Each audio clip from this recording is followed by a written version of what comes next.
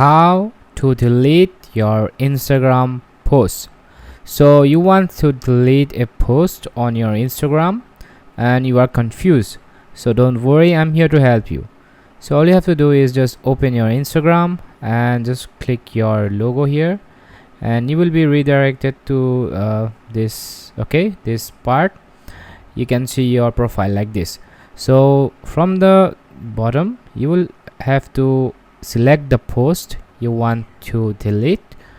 So right now I'm gonna delete this post. So all you have to do is simply tap these three dots. Alright, so just tap it, and here you will find this delete option.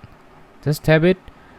So from here you just have to delete this, press this delete button, and yeah, that's it. That's pretty much it. This is how you delete your Instagram post.